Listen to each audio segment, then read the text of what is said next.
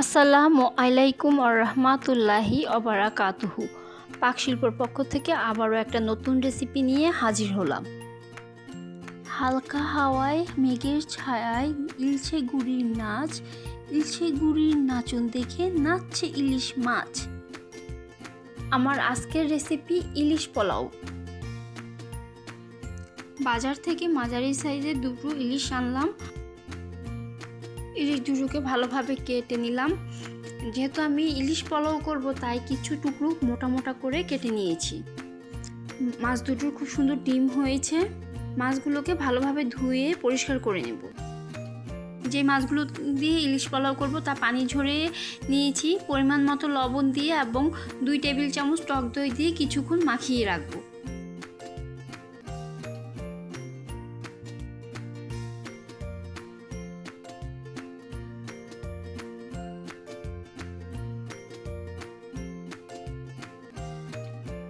একটি কড়াইতে তেল দিয়েছি। তেলটা ভালোভাবে গরম হলে 2 কাপ পরিমাণ পেঁয়াজ কুচি দিয়ে বেরেস্তা করে নেব। বেরেস্তাটা খুব গাঢ় কালার হবে না, হালকা বাদামি কালারের হবে।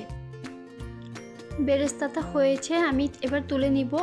একই তেলে আমি 1 কাপ পরিমাণ পেঁয়াজ বাটা দিয়ে দিব। পেঁয়াজ বাটাটা হালকা ভেজে নিব ভালোভাবে।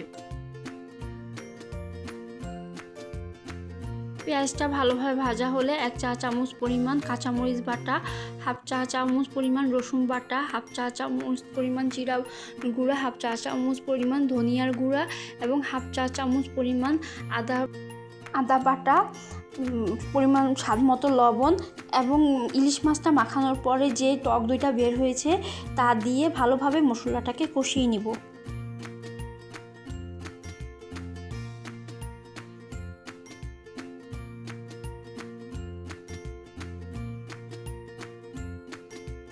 টক দইয়ের পানিটা যখন শুকিয়ে আসবে তখন সামান্য পরিমাণ পানি দিয়ে দিব। পানিটা ভালোভাবে গরম হলে ওই যে ভেজে রাখা বেরেস্তাটার কিছু অংশ আমি দিয়ে দিব। দিয়ে ভালোভাবে মশলাটাকে কষিয়ে নিব। পানি শুকিয়ে মশলাটা ভালোভাবে কষানো হলে আবারও সামান্য পানি দিয়ে দিব। পানি ও মশলাটা ফুটে উঠলে আমি এই ইলিশ মাছের পিসগুলো ভালোভাবে মশলার উপর বিছিয়ে দিব, ঢাকনা দিয়ে দিব।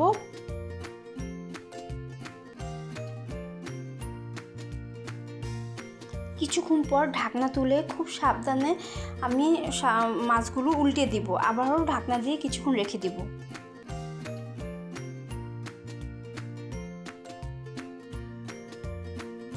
তারপর আমি সাবধানে মাছগুলো তুলে নিব।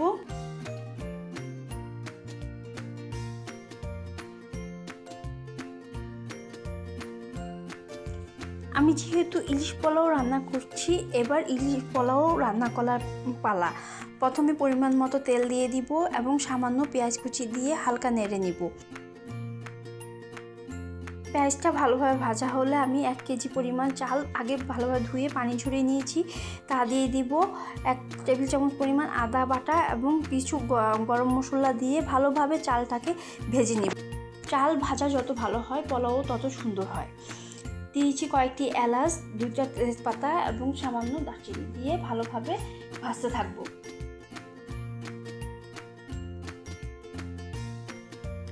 চালটা ভাজার সময় আমি ইলিশ মাছ রান্না করার সময় যে মশলাটা বের হয়েছে তুলে রাখার পর তা দিয়ে দিব।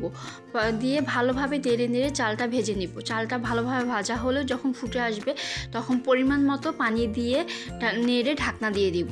শুকানো পর্যন্ত অপেক্ষা করব।